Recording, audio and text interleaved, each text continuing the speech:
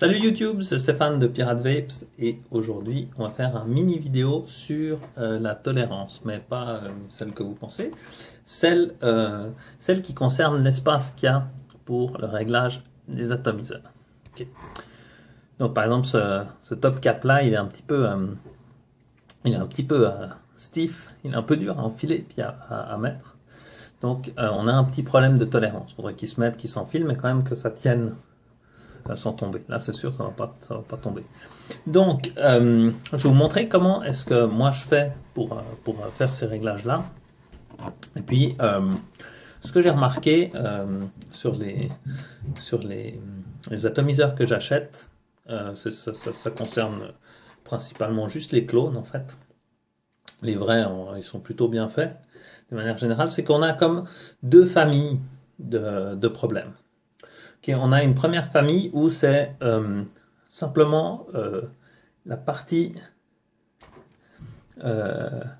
extérieure qui fonctionne pas bien.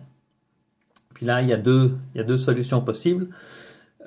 Une première solution, ce serait de changer les bagues qui sont ici, les joints en silicone, ou pour en mettre des plus petits. Et puis peut-être que ça peut faire l'affaire. Et puis si ça fait pas l'affaire, on peut poncer l'intérieur du cap. Je vais vous montrer d'ailleurs comment on fait ça tout de suite. Puis en fait la deuxième famille là, ça serait pour ceux qui sont comme lui. Donc en fait ce qui se passe avec lui, c'est qu'on a un double barrel. Okay. Et puis ce qui se passe, c'est que comme on a un qui est à l'intérieur puis un qui est à l'extérieur, quand on l'utilise, celui-là, il y a la chaleur qui va venir, puis celui de l'intérieur va chauffer plus que celui de l'extérieur. En tout cas au début, puis ensuite ils vont chauffer les deux la même chose. Mais ce qui va se passer, c'est que quand on l'utilise, il est encore plus dur à faire fonctionner que quand il est à froid. Donc celui-là, quand il est chaud, il va s'enlever plus facilement que quand il est froid. Et puis celui-là, avec le double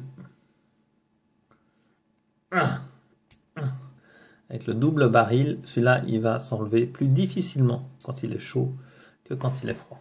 Okay. Donc, ce qui se passe avec lui, c'est que il n'est pas possible à régler.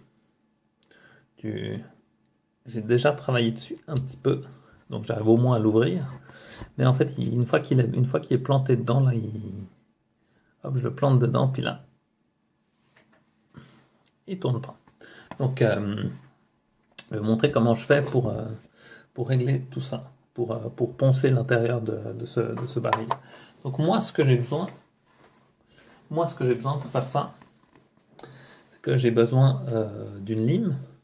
J'ai une lime courbée, là. Si vous arrivez à avoir un demi-cercle qui est la même chose que votre... ça, c'est idéal. Moi, la mienne, elle est pas assez courbée, mais c'est pas grave, là. Puis on peut aussi le faire avec une petite lime carrée. Ça va être pour faire le gros du travail. Puis ensuite, pour faire les ajustements, là, j'ai du papier de verre 120. Ouais, ça peut être du 100, du 150, ce que vous voulez. C'est juste que on passe un coup avec la grosse lime, puis là, on enlève des gros morceaux.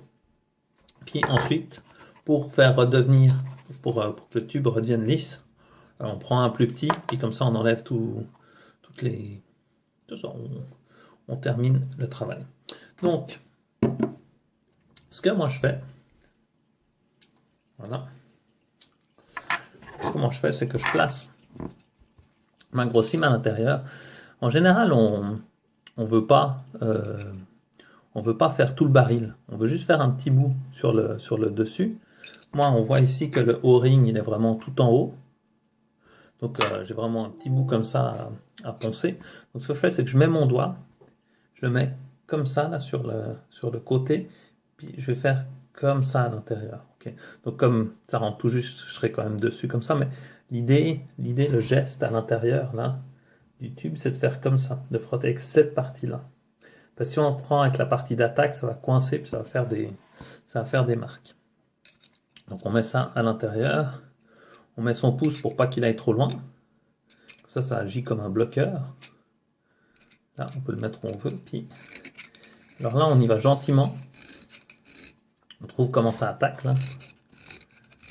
Voilà. Puis on tourne régulièrement le baril pour faire aller un peu partout. Okay.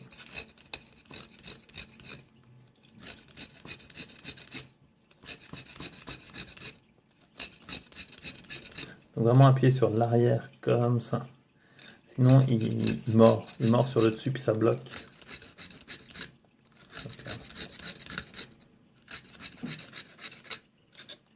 On tourne, 1, 2, 3, 4, 5, puis on tourne. Comme ça, on travaille un peu sur tout le tour du baril. Okay. Bon, pour le démo, là, je pense que j'aurais fait assez. Faut pas trop en faire parce que ça, selon le stainless que vous avez, vous voyez là comment ça fait. Il y a la partie où j'aurais pu vous le montrer avant, il y a la partie où j'ai attaqué là qui est devenue brillante. J'ai vraiment fait sur une toute petite surface. Puis ensuite, pour polir le tout, je me passe mon papier de verre à l'intérieur et je fais exactement la même chose que ce que j'ai fait avec la lime, mais cette fois-ci, je le fais avec le papier de verre.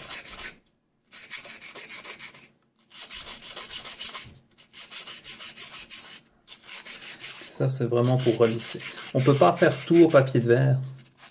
Parce que c'est ce que j'avais essayé, ce que je faisais avant en fait avec du plus gros papier de verre, tout ça. On passe des tonnes de papier de verre, et puis 2, ça prend des heures. Donc là, avec la lime, l'attaque est pas mal plus réussie. Donc là, on va laver ça. Enfin, je passe juste mon doigt pour tester. Et qu'est-ce qu'on remarque ici? Ce top cap que j'arrivais pas à bouger avant. Et ben maintenant j'arrive à le bouger. C'est encore tight. Ça sort gentiment de mieux en mieux. Donc je vais refaire cette opération une fois ou deux encore. Jusqu'à ce que j'arrive à la tolérance que je désire.